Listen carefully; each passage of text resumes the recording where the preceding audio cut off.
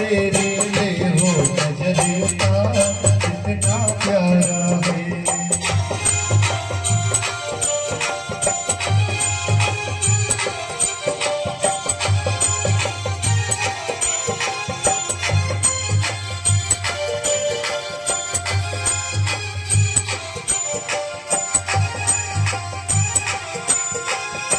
मैं हूँ नजरी उतार तेरी, मैं हूँ नजरी उतार तेरी, मैं हूँ नजरी उतार कितना प्यारा है।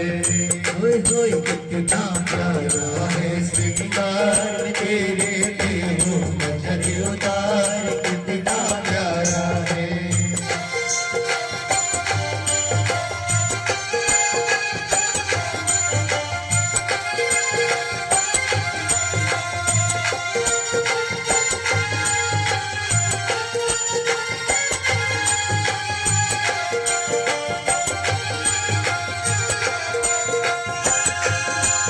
सावरिया तुमको किसी ने सजायो है, तुझ सुंदर सा सुंदर गजरा पहनायो है। तुझ सुंदर सा सुंदर गजरा पहनाया है। ओ सावरिया तुमको किसी ने सजायो है, तुझ सुंदर सा सुंदर गजरा पहनायो है। ओ कितना प्यारा है श्रृंगार तेरे लिए हो नजरी उतार कितना प्यारा है। ओए कितना प्यारा है श्रृंगार तेरे लिए हो नजरी उतार कितना प्यारा है।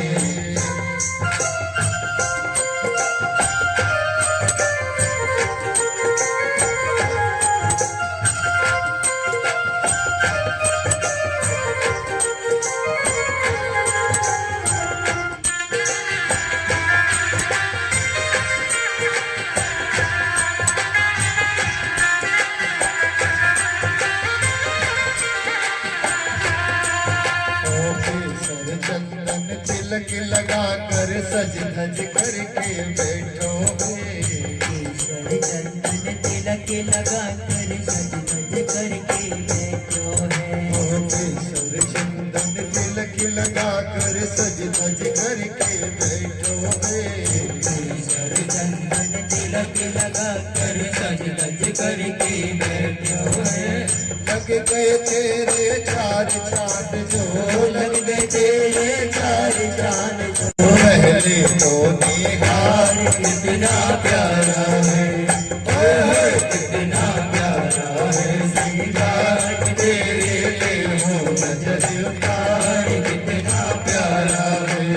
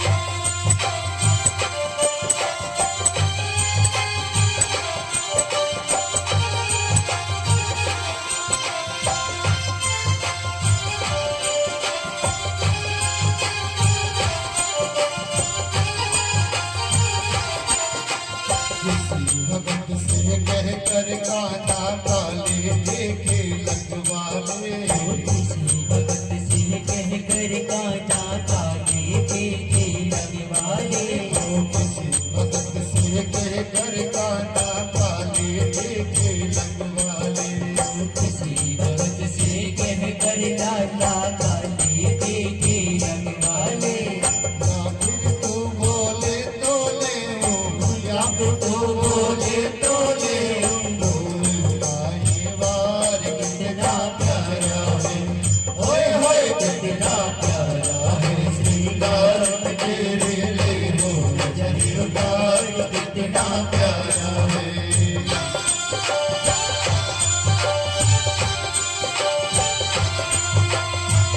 सावरिया से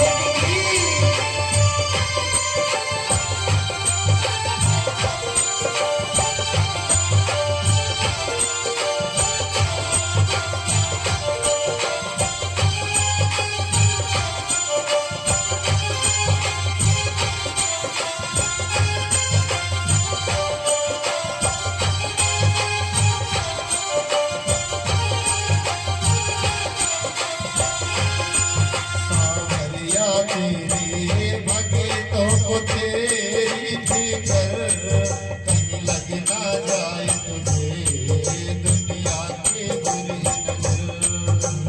लगना जाए तुझे दुनिया के बुरी नजर। ओ सावरिया तेरे भगतों को तेरी फिकर कहीं लग ना जाए तुझे दुनिया की बुरी नजर। ओ कितना प्यारा है श्रृंगार तेरे भी हो नजर उतार कितना प्यारा है। ओए होए कितना प्यारा है श्रृंगार तेरे भी हो नजर उतार कितना प्यारा है।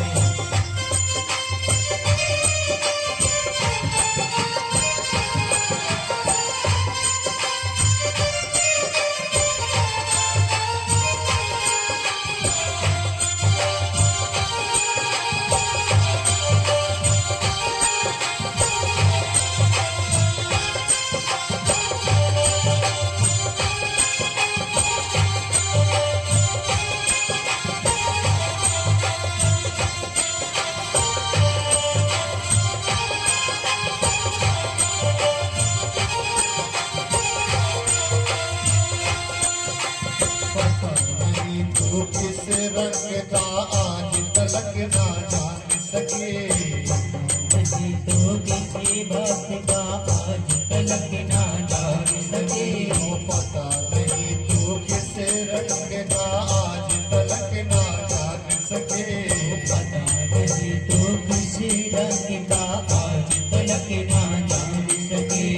बनवारी हमने देखे बनवारी हमने देखे तेरे भक्ति हजार कितना प्यारा है। ओए होए कितना प्यारा है श्रृंगार तेरे लिए हो नजर उतार कितना प्यारा है। ओ कितना प्यारा है श्रृंगार तेरे लिए हो नजर उतार कितना प्यारा है।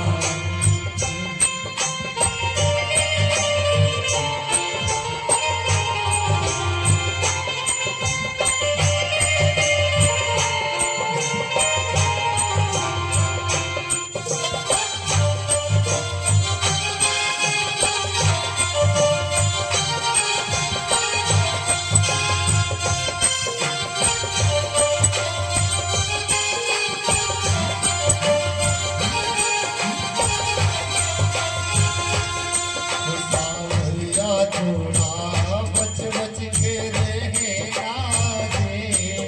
अभिमान भी लोकाना भक्तों का कहना दे। अभिमानी लोरी का नाम भक्तों का कहना रे। ओ सावरिया थोड़ा बच बच के रहना दे। अभिमान भी लोकाना भक्तों का कहना दे। अभिमानी लोरी का नाम भक्तों का कहना रे। ओ कितना प्यारा है श्रृंगार तेरे लिए हो नजर उतार कितना प्यारा है। ओए होए कितना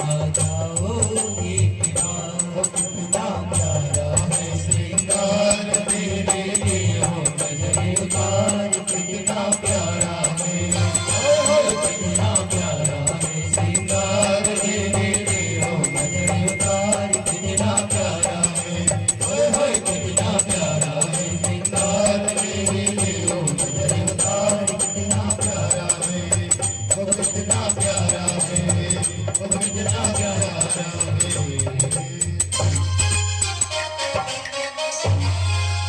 बोलिए बाल कृष्ण कन्हैया लाल की जय बोली श्रीमद् भागवत महाप्राण की जय बांके बिहारी लाल की जय राधे रानी सरकार की जय।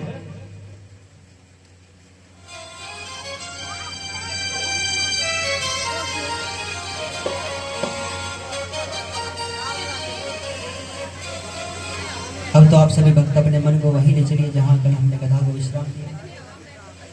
आज बड़ी ही सुंदर श्री सुखदेव जी महाराज राजा परीक्षित को पंचम दिवस की कथा से पान करा रहे हैं। एक आसन पर निरंतर आशी में विराजमान होकर के राजा परीक्षित कथा का श्रवण पान कर रहे हैं। बड़ी ही सुंदर कथा। राजा परीक्षित को श्राप लगा है 7 दिन में मृत्यु का श्राप। यहाँ कहते हैं भगवान का जन्म हुआ 4 भुजा रूप में और वसुदेव जी ने भगवान को गोकुल पहुंचाया। गोकुल से उस कन्या को लेकर के जब अपने साथ आए तो महाराज कहते हैं जेल के कारागृह के ताले बंद हो गए, हाथों की हथकड़ियां लग गई, पैरों की बेड़ियां बंध गई। महाराज राजा परीक्षित कहने लगे, बोले श्री सुखदेव जी महाराज, व्यास जी महाराज, बोले हमारे एक की बात समझ में नहीं आई। यहाँ पर जब कन्हैया को लेकर भगवान को लेकर वसुदेव जी जा रहे थे तो हाथों की हथकड़ियां, पैरों की बेड़ियां, कारागृह के ताले खुल गए। लेकिन जब उस कन्या को लेकर के आए तो महाराज वह कारागृह के ताले बंद हो गए, हाथों में हथकड़ियां लग गई, पैरों में बेड़ियां लग गई। ऐसा क्यों हुआ? श्री सुखदेव जी महाराज कहते हैं कि राजा परीक्षित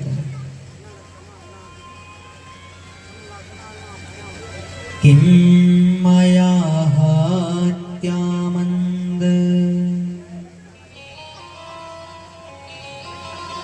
जाते खलो तवांत कृत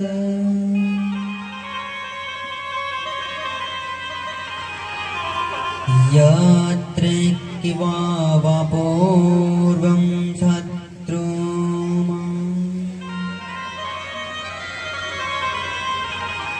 हिंसी कृपाणानि वृथा।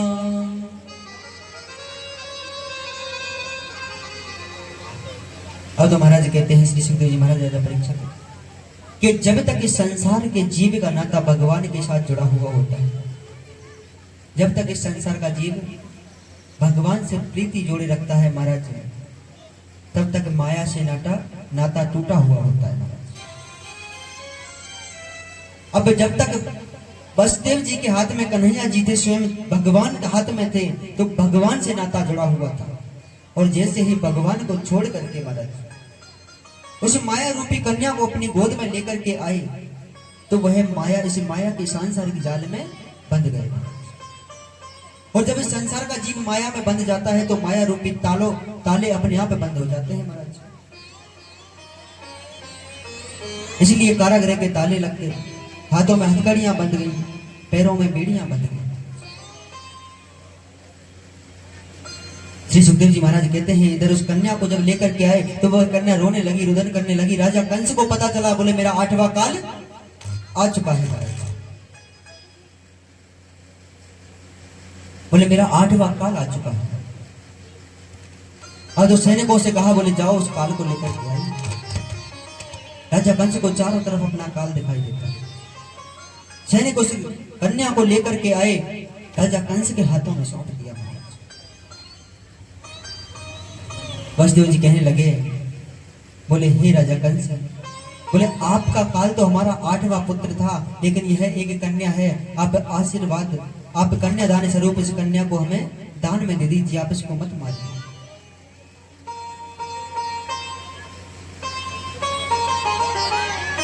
अब तो महाराज कहते हैं, राजा कंस कहने लगा, बोले वसुदेव, बोले कन्या है तो क्या हुआ, है तो 8वां, क्या पता यही कन्या मेरा काल है। इसलिए उस कन्या को अपने हाथों में छीन लिया महाराज। झट से उस कन्या को हाथों में लेकर के मारने लगा। वह कन्या राजा कंस के हाथों से छूटकर आकाश मार्ग में जाकर अष्टभुजा वाली देवी बन गई, बिजली बन गई।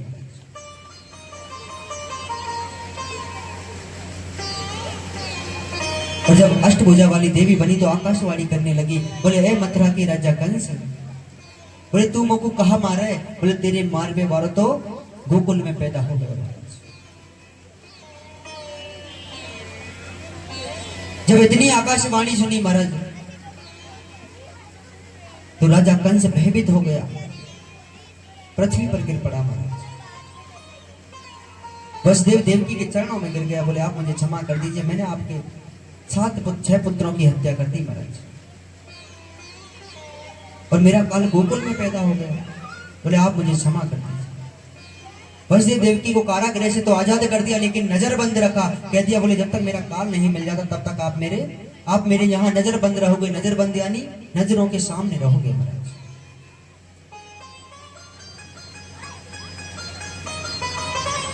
अब तो महाराज कहते हैं श्री सुखदेव जी महाराज के राजा परीक्षित, आज भी जब आकाश मार्ग में वर्षा होती है, बादल होते हैं आकाश में, तो बिजली चमकती है, वह यशोदा की पुत्री है महाराज।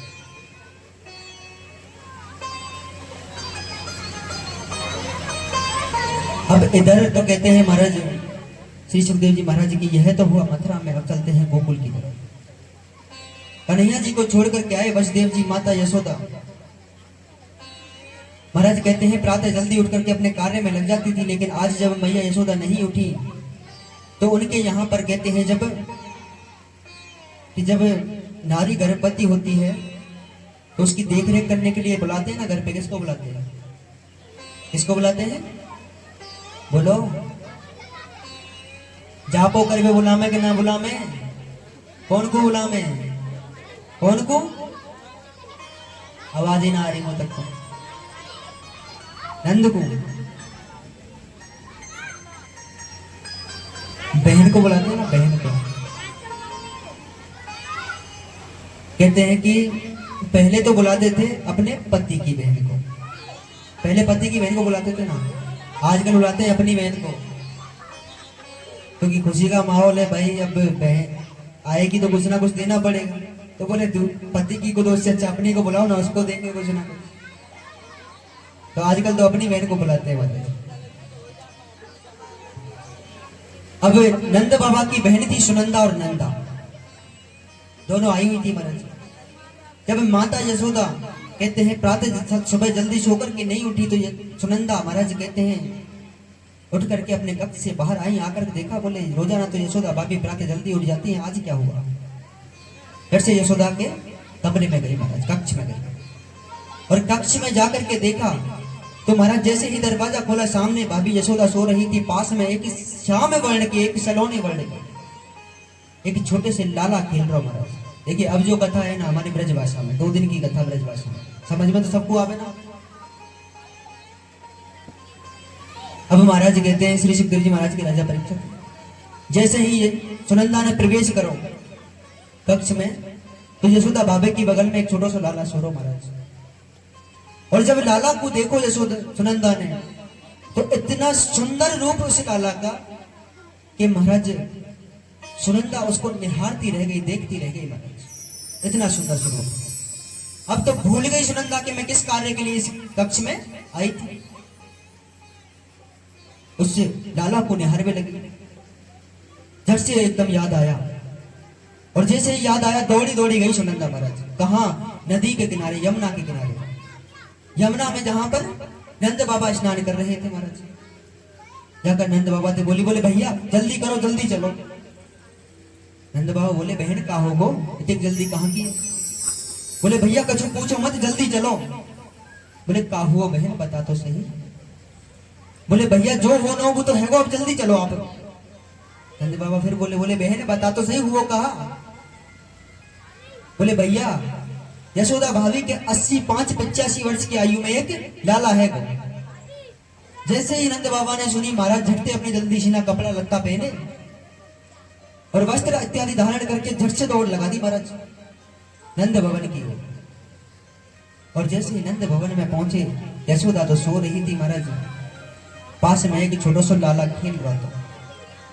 अब लाला को इतना सुंदर स्वरूप, सांवले वर्ण को लाला कि नंद बाबा और सुनंदा दोनों आकर्षित हो गए, निहार रहे हैं कन्हैया के रूप में। सुनंदा गई, यशोदा भाभी को उठाया महाराज, और यशोदा भाभी को उठा के लाला को देखो, लाला को गोद में लिया। और जब कहते हैं यह बात नंद बाबा, यशोदा और सुनंदा को पता चली, तो महाराज कहते हैं यहाँ पर नंद बाबा ने एक बहुत ही सुंदर मोतियों की माला पहन रखी थी। झट से उस माला को उतार करके अपनी बहन के लिए प्रदान कर दिया। अब तो पूरे कहते हैं महाराज गोकुल को पता चल गया कि यशोदा मैया के एक लाला भयो है। अब जब सवेरे ब्रज को पता चली कि लाला भयो है महाराज, तो सारे ब्रजवासी नवीन वस्त्र पहन करके, नए नए वस्त्र पहन करके नंद भवन की ओर चले आ रहे हैं। बड़ा सुंदर कहते हैं महाराज मंगल गान गा रहे हैं, और मंगल गान गाते हुए नंद भवन की ओर चले आ रहे हैं। नंद उत्सव आरंभ हुआ महाराज, और नंद उत्सव, नंद भवन में नंद उत्सव होने लगा। आइए कुछ समय हम भी ठाकुर जी का नंदोत्सव करते हैं, फिर कथा में आगे बढ़ते हैं। बोलिए नंद की लाल की, बाली कृष्ण कन्हैया लाल की।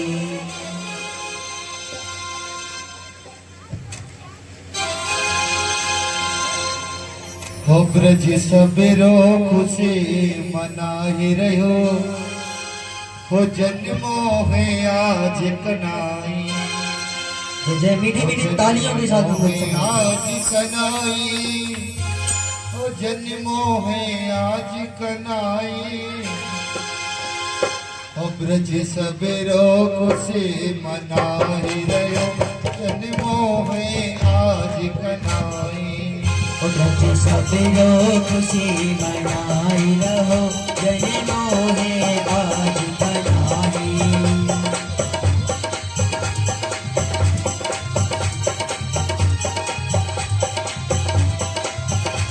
जन्मो है आज कनाई, जन्मो है आज कनाई, जन्मो है आज कनाई। ब्रज सबेरो खुशी मनाई रहो, जन्मो है आज कनाई।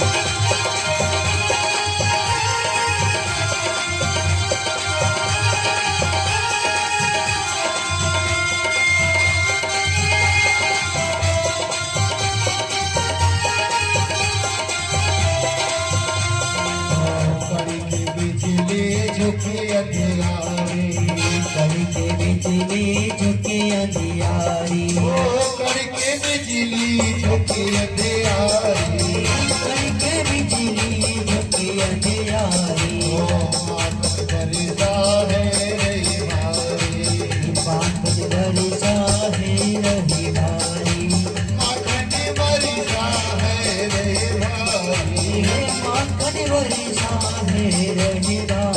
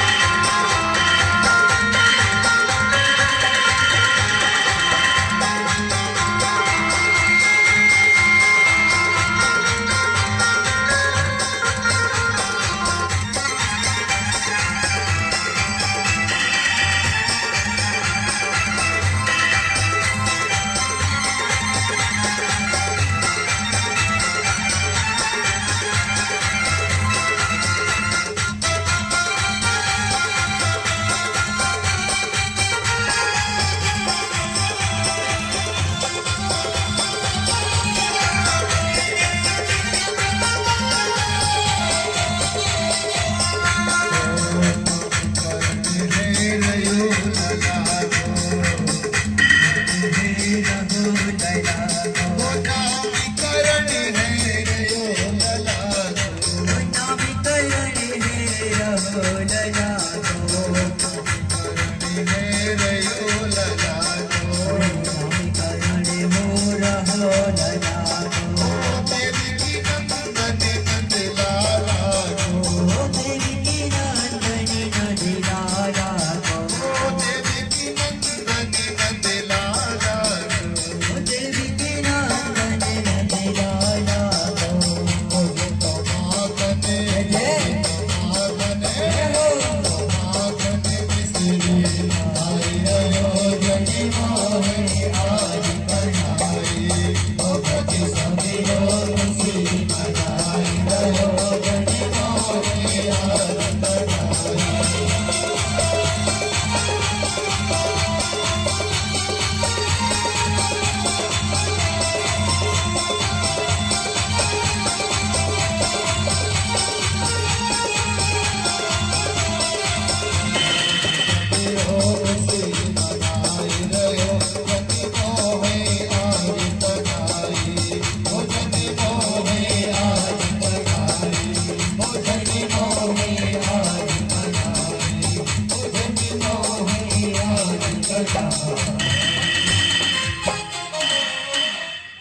बोली बाली कृष्ण कन्हैया लाल की राधे रानी सरकार की श्रीमद् भागवत महापुराण की जय जय श्री राम।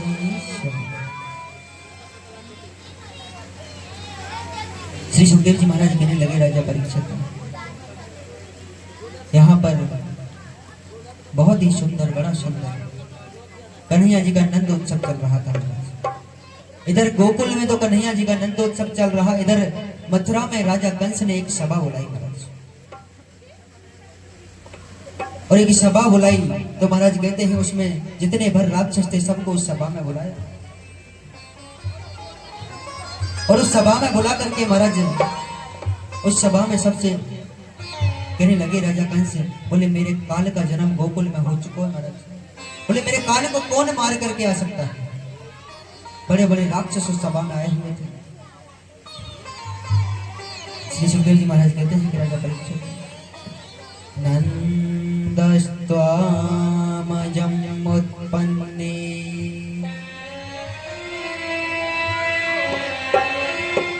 जाता हलादो महामना अहूय विप्रान वेद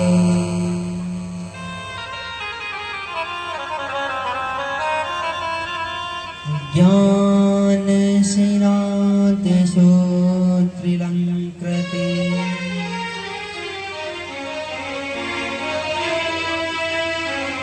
तो राजा कंस की बहन भी उस सभा में आई जिसका नाम था पूतना। पूतना कहा गया है अविद्या को। अब तो महाराज पूतना उस सभा में आई और जब पूतना आई उस सभा में तो महाराज कहने लगी बोले हे भैया बोले आपके काल को बोले मैं मार के आऊंगी भैया। बोले जिस काल से आप इतने भयभीत हो रहे हो उस काल को मैं समाप्त करके आऊंगी, खत्म करके आऊंगी। कंस बोलो बहन इतनो विकराल तेरो रूप है, इतनो भयभीत भयंकर तेरो रूप है। बोले तो देख के मोह डर लगी यार तो अपने घर में कौन घुसन देगो, तो मेरे काल को कैसे मार के आएगी बहन। तनक मुझको बता तो सही।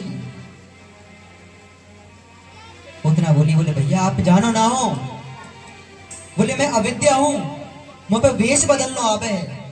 मैं एक बड़ी ही सुंदर परम सुंदरी नारी को रूप धारण करके जाऊंगी। और धीरे धीरे महाराज कहते हैं 6 महीने के जितने भी छोटे छोटे बालक हैं, क्योंकि आपके काल ने अभी अभी जन्म लिया है तो छोटा सा होगा महाराज, तो 6 महीने तक के जितने भी छोटे छोटे बालक हैं सबको अपना स्तनपान के बहाने विष पिलाऊंगी और विष पिला के उन सबकी हत्या कर दूंगी महाराज।